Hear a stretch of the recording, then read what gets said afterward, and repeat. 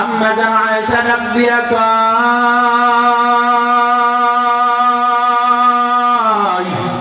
কানা খুলুকুল কুরআন, আমার পয়গম্বরের আদর্শই হলো পড়া কোরআন। যারা কোরআন মেনে নিবে তারা আল্লাহর কাছে মহব্বতের বান্দা হয়ে যাবে। কোরআন যারা মানবে ইহকাল পরকালে শান্তি পেয়ে যাবে। কোরআন যারা মানবে না তারা সফলতার দ্বারপ্রান্তেও পৌঁছাতে পারবে না। আমার আল্লাহ ডাক দিয়া কয়, হে দুনিয়ার গোলাম, আমি আল্লাহর ভালোবাসা যদি পাইতে চাও, আমি আল্লাহর ভালোবাসা এমনি এমনি পাওয়া যাবে না। ভালোবাসার মাধ্যম পয়গম্বর, পয়গম্বরকে ভালোবাসলে আমি আল্লাহর ভালোবাসা পাইবা। পয়গম্বরকে ভালোবাসতে না পারলে আমি আল্লাহর ভালোবাসা পাওয়া যাবে না। দুনিয়ার ভিতরে আমার ভালোবাসলে আমার ভালোবাসা পাওয়া যায়।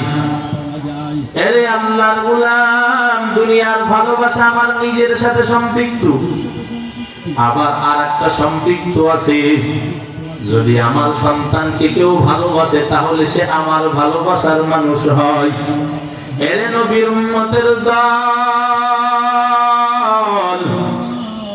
যদি কোনাবাড়ি বাজারে আমি আমার সন্তান নিয়ে যাই, আমার বন্ধুর সাথে সাক্ষাৎ হইলে যদি আমার বন্ধু ডাক দিয়া কয়, তুমি আমার বন্ধু, দীর্ঘদিন পর তোমার সাথে সাক্ষাৎ হইল, আজকে তোমারে আমি কোনাবাড়ি সব থেকে দামি হোটেলে খাওয়াবো, তোমার সাথে এটাকে যদি বলে আমার সন্তান, বলে তোমার সন্তান আমার বন্ধু না, সুতরাং সন্তানকে আমি কিছুই দিতে পারবো না।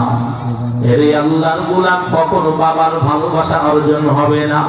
বন্ধু যতই ভালোবাসার নজর দিয়া কয়, এ বন্ধু আমি মিষ্টি খাওয়াবো তোমারে আজকে আমি, ওই বাবা যদি সন্তান কাছে থাকে, সন্তানরে যদি না দেয়, বাবা মিষ্টিও খাবে না, বন্ধুর সাথে মহব্বত বাড়বে না। আবার যদি এমন হয় বাবারে না দিয়া সন্তানরে বলে, বাবা তোমার বাবা আমার বন্ধু, আজকে তারে কিছুই দেব না, তুমি আমার মহব্বতের, তোমারে আজকে দামি দামি মিষ্টি খাওয়াবো। এরে আল্লাহর গোলাম, ওই বাবারে না দিয়া সন্তানরে দিতে চাইলে বাবার ভালোবাসা অটোমেটিক তার দিকে চলে যায়। কারণটা কি? বাবার ভালোবাসা সন্তানের ভালোবাসার সাথে লাগানো। সন্তানকে কেউ যদি ভালোবাসা দেয়, ওই বাবা ওই মানুষটার প্রতি দুর্বল হয়ে যায়। ঠিক দুনিয়ার ভিতরে আমার পয়গম্বরের আশে বলেন আমার আল্লাহ, জমিনের ভিতরে যত পয়গম্বর এসেছে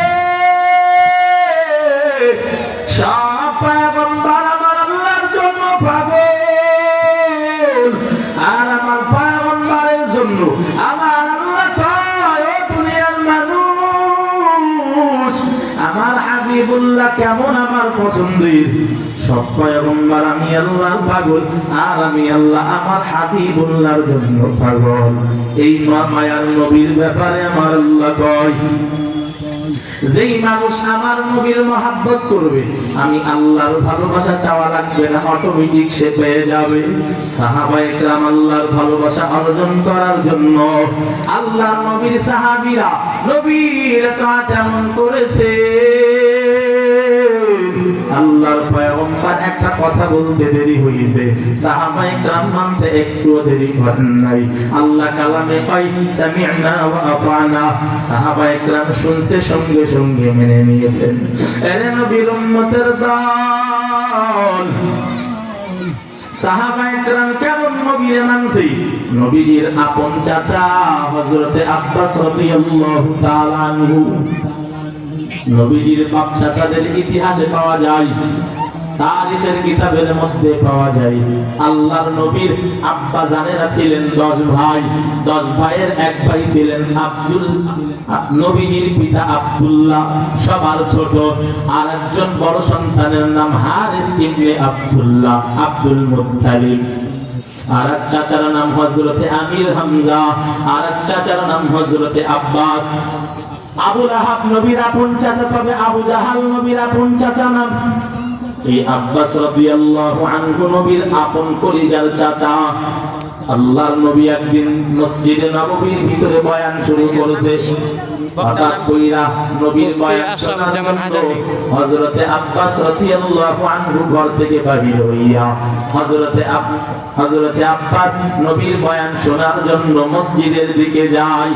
আল্লাহর নবী হঠাৎ করে একটা আওয়াজ দিলেন, ইজলিসু আলা মাকানিকুম, ও সাহাবায়ে কেরাম, যে যেখানে আসো সেখানেই বসে যাও, এদিক ওদিক নড়াচড়া করো না। নবীর আওয়াজ যখন দিলেন ইজলিসু আলা মাকানিকুম, নবীর আওয়াজ দেওয়ার পর সমস্ত সাহাবারা যে যেখানে ছিলেন সে সেখানেই বসে গেলেন।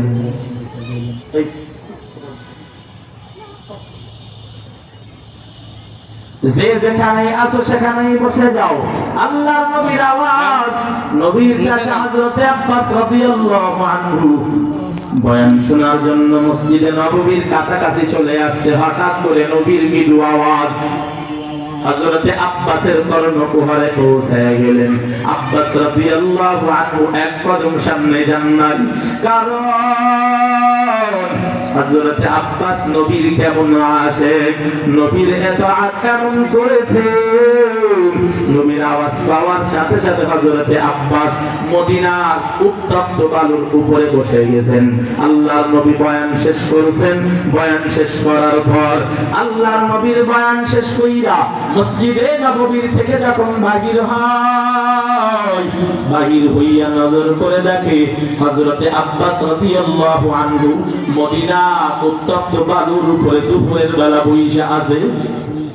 মাথাটা নিচের দিকে দিয়া গুনগুন গুনগুন করে কান্নার আওয়াজ।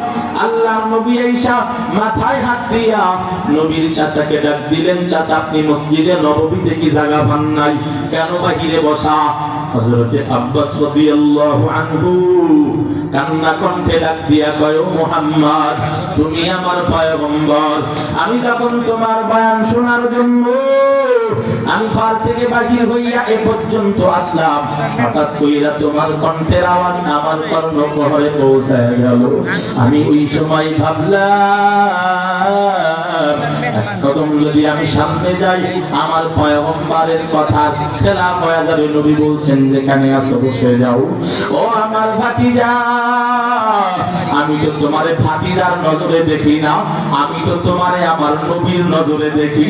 আমার নবী বলছে বসে যাও। আমি যদি সামনে যাই আমার নবীর কথা অমান্য হয়ে যাবে। আর আমার বিশ্বাস নবীর কথা যদি এক কদম সামনে যায়, নবীর কথা যদি অমান্য হয়, আমি আমার আল্লাহর রহমতের দরওয়াজা থেকে বঞ্চিত হয়ে যাব। যার কারণে একটা কদম সামনে বাড়াই নাই। আল্লাহর নবী এমন কথা শোনার পর আল্লাহর কাছে দুটি হাত তুলে দোয়া করেন, আল্লাহ ও রব্বুল আলামিন, আমার চাচা হযরতে আব্বাস আমার সম্মান এই দুনিয়ার ভিতরে দিয়ে আমার কথা মাইনা উত্তপ্ত বালুর উপরে বইসা গেল।